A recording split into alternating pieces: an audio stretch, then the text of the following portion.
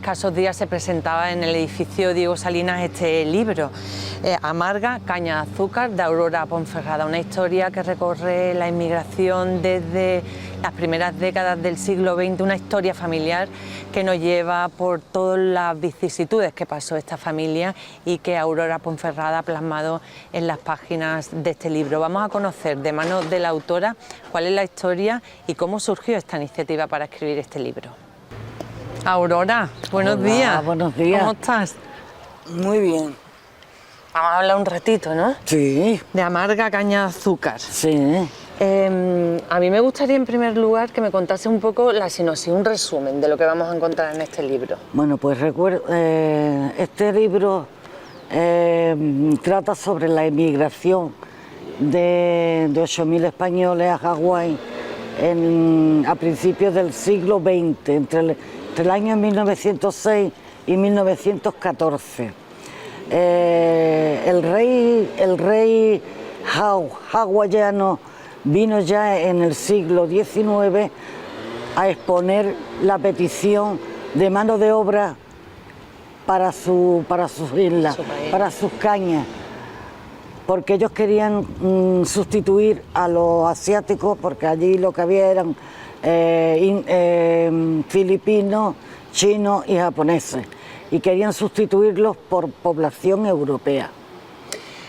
Va a contar esa historia de cuando vienen y la población española se va allí, bueno, parte. Claro. Miles de españoles. 8.000 entre 4 barcos, que uno salió de Málaga, el primero, pero el resto, los 3 siguientes, salieron de Gibraltar. Una empresa inglesa contrató a una agencia en gibraltareña para contratar barcos, para hacer el traslado, y los barcos eran barcos de carga. No de pasajeros. No de pasajeros, eran barcos de carga. Así que imagínate la travesía cómo pudo ser. De Gibraltar a Hawái, ¿no? De Gibraltar a Hawái, que eran 56 días aproximadamente, por el estrecho de Magallanes.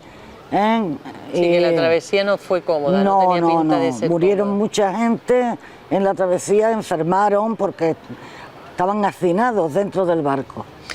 Aurora, el origen, porque eres del club de lectura, eres alumna del taller de escritura creativa y lectura. Y yo sé que el germen de Amarga, caña de azúcar viene de ahí, ¿no? Pues sí, porque Fernando, que es nuestro tutor, nuestro monitor, nos propuso que hiciéramos un relato sobre un viaje. Y a mí en ese momento, yo siempre llevo música en la cabeza, no sé por qué, o me la invento. En ese momento me vino Hawái, Bombay, son 2 paraísos, de la canción de Mecano, efectivamente. Y dije, bueno, pues eso va a ser. Mi viajecito va a ser... Mi no viaje, porque yo tan lejos, pues no. Pues empecé a investigar sobre la India y sobre Hawái. Y cuando me meto en Hawái, pues me encuentro una serie de cosas que jamás lo había visto ni había sabido de ello. Un profesor de una universidad de California empezó a estudiar los orígenes de sus alumnos y veían que muchos habían nacido o venían procedentes de Hawái, y entonces pues a él no le cuadraba que sus padres eran de Hawái y ellos no eran hawaianos. Entonces empezó a estudiar y encontró ya la raíz de la emigración. Procedían, ¿no? Efectivamente. Entonces, pues, además ese profesor vino hasta España en los años 90 y pico con un grupo de ellos, y a un pueblo de Salamanca, que fueron casi de los primeros que llegaron a Hawái. En el pueblo había parientes y fue un reencuentro muy bonito, lógicamente. Pero es que después seguí.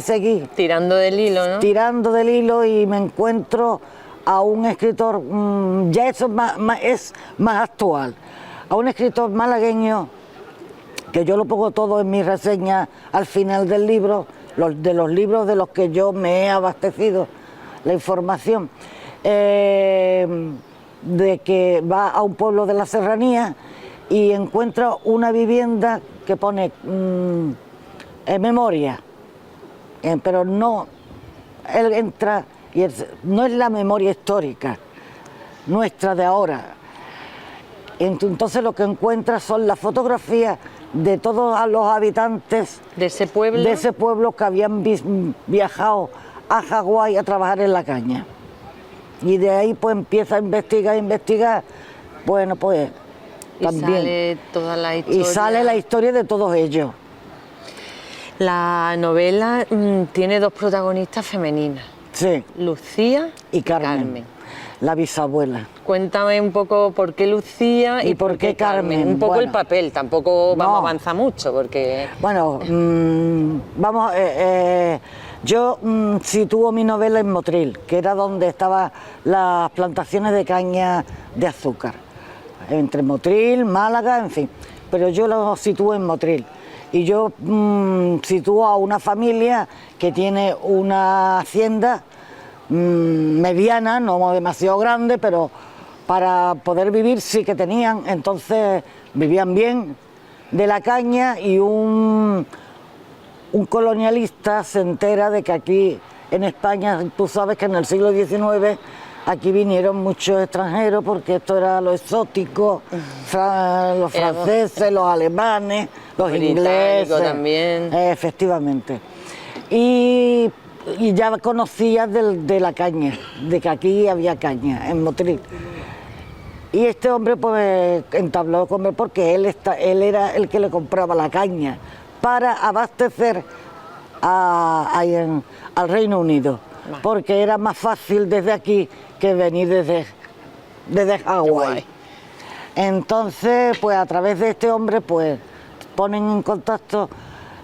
Estamos hablando de la primera década del siglo XX, que España, entre que pierde las colonias, la guerra con Marruecos, ¿no? La guerra con Marruecos, que se llevaba a todos los jóvenes hacia la guerra o hacia las minas del Rif, pues entonces muchos de ellos decidieron quitarse de en medio, buscar otros horizontes, buscar, ¿no?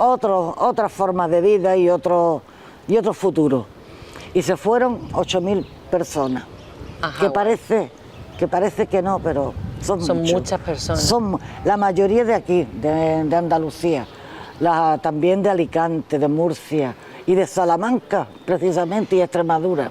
Carmen es la bisabuela y es la que viaja. Es la hija de los terratenientes.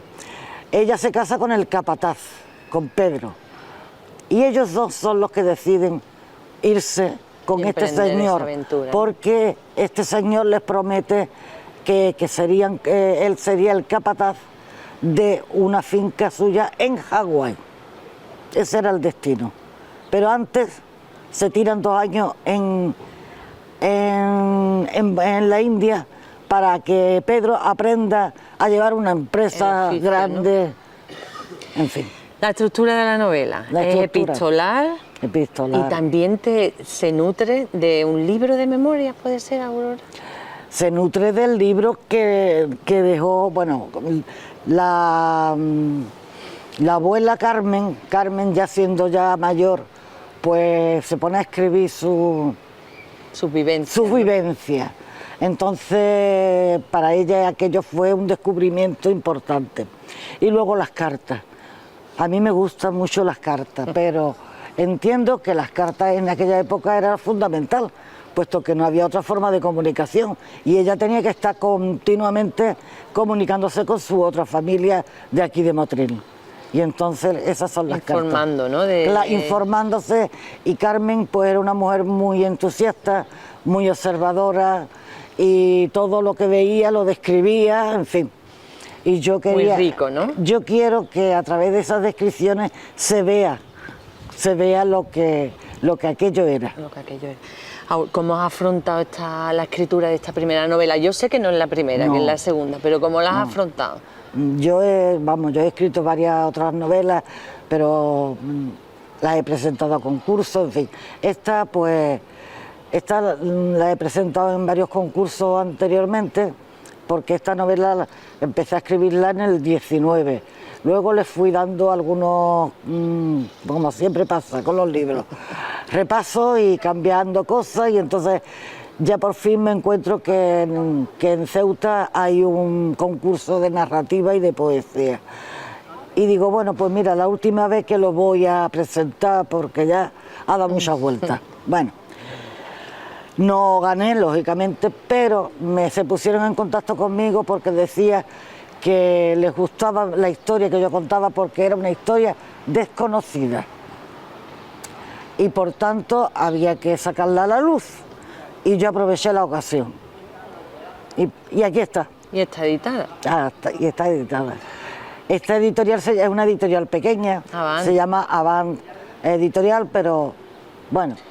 Pero bueno, la importancia de esto es que está editada y que se puede acceder. ¿Dónde podemos encontrarla? Bueno, aquí en la librería LB se puede solicitar, se puede pedir, porque ahora mismo no hay existencia. Y dentro de 2 semanas ya podrán... Ya vienen los libros, porque casualmente las cosas que pasan, a la editorial la han hackeado en septiembre, mitad de septiembre, y han perdido toda la información, todo, bueno, están en ello. Mala suerte también. Mala suerte, bueno, mala suerte. Bueno, ya eso se supera. Eso ya, unos días dentro de unos días vienen los libros también. Yo escuchando la presentación que hiciste hace pocos días, a verte y escucharte hablar del club de lectura y del taller de escritura creativa, con ese entusiasmo que dan ganas de apuntarse. ¿Qué supone? Pues mira, es una experiencia muy gratificante. La verdad que a mí me ha servido muchísimo. Allí hemos tenido siempre un buen ambiente, porque eso es para las personas que quieren escribir. Allí hay que ir con ganas de escribir. Además, Fernando y de leer. Exige, ¿eh? Y Fernando, bueno, es estupendo. Él nos propone cosas y las hacemos, nos guste o no nos guste, pero las hacemos bien. Y aparte la lectura de libros, eso también es muy importante. Hemos leído muchos libros. Por clásicos, contemporáneos. De todo tipo. Hasta un cómic hecho, que ahora mismo no recuerdo el nombre, pero hecho a bolígrafo de una vez.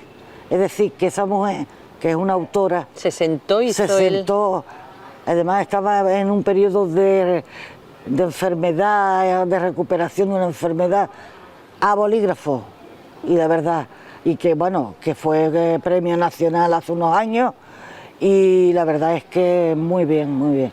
De todo, desde el doctor Jekyll, Cumbre Borrascosas también, que Cumbre Borrascosas, ese fue, mira, de niña, yo he vivido en un patio de vecinos, y muy bien, la experiencia estupenda, las vecinas estupendas, nos llevábamos esa solidaridad, ¿no? Esa comunidad que se montaba, ¿no? Porque además nosotros estábamos aquí solos. Mis padres eran de Montilla, mi padre se fue a trabajar 2 años a Gibraltar, mi madre se queda aquí con nosotras 2 pequeñitas. Pues los vecinos que teníamos al lado eran los que nos cuidaban. Era la red de apoyo de tu efectivamente. Familia. Bueno, y en verano, en el San Juan de la casa, se hacía fresquito. Allí se ponían a escuchar las novelas, por las tardes, a escuchar las novelas, mientras ellas iban tejiendo o destejiendo, haciendo los jerseys para el invierno, como siempre hay que hacer las cosas antes de que llegue la temporada. Y el día ese, pues ese día no nos dejó mi madre salir porque hacía mucha calor y decía que no. Y entonces yo empiezo a escuchar una novela, la que ellas estaban escuchando, Cumbre Borrascosa, por Dios. Aquello a mí es que me pegó, me pegué el oído a la radio y no me movía. Yo haciendo crochet, haciendo lo que a mí me gustaba, total. Que con el tiempo, porque yo te estoy hablando de 8 o 9 años, no te estoy hablando, con el tiempo en Goya me encuentro el libro, Cumbre Borrascosa, Dios mío, esta novela ha salido de un libro, eso para mí, y fui juntando dinero de los que te dan el tan madre el domingo, y lo compré. Ese fue el primer libro que yo leí siendo joven, muy joven. Y luego, en las vacaciones que hacíamos en Montilla, en el Cortijo, donde estaban mis tíos de Guardese, pues allí en el río hay un riachuelo y todas las mañanas mi tío nos subía en los mulos con las cántaras para recoger el agua para la casa y para los trabajadores. Y allí lo encontré Rayuela, aquel tocho de libros. Digo, uy, por favor. Complicado, ¿no? Por favor. No, bueno, primero lo que leí fue como el escritor explicaba cómo leerlo. Y aquello a mí total, que ese libro se quedó en la estantería durante unos cuantos años porque no era capaz yo de meterme en tal envergadura, hasta que Magisterio nos dieron una clase de un año entero de el boom hispanoamericano se llamaba esa asignatura. Allí leímos a Cortázar, a Rayuela otra vez, yo la leí por primera vez y yo emocionada de que yo tenía ese libro, por Dios. Y 100 años de soledad, de Gabriel García Márquez, La ciudad y los perros, de Vargas Llosa, bueno. Y ahí pues me hice me enfrenté al realismo mágico, porque es complicado al principio. Luego me gusta mucho leer a Isabel Allende, esa ya he leído varios libros de ella, y de Gabriel García Márquez, El coronel no tiene quien le escriba. Al final terminaste enganchada he leído, sí, del realismo mágico he leído varios libros. ¿La próxima novela? La próxima novela está todavía en proceso de... La estoy escribiendo. Bueno, necesita su tiempo, ¿no? Y necesita, sí, porque quiero hablar un poco de las enfermedades mentales. O sea, que se va a retirar, no va a tener nada que ver con la que tenemos. No, para nada. Bueno. Pero siempre pongo, por ejemplo, los personajes de esta novela pues vienen de familias pudientes, es decir, Lucía, que es la que cuenta la historia, o la que cree que está contando la historia, ha vivido en una burbuja, en verdad. Ella no conocía la realidad de España porque eran gente pudiente, gente que estaban en colegio. No necesidad y no, hasta que no escucha todo, porque ella le hace la entrevista a sus familiares.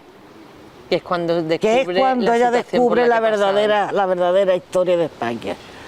Entonces es cuando ella se da cuenta de todo lo que ha habido. Se ha pasado. Bueno. Aurora Ponferrada, muchísimas gracias, mucha suerte gracias con esta novela, con Amarga caña de azúcar. Espero que la lean y que les guste sobre todo, y que conozcan otra parte de la historia de nuestro país. Muchísimas gracias. Hasta pronto. Hasta pronto.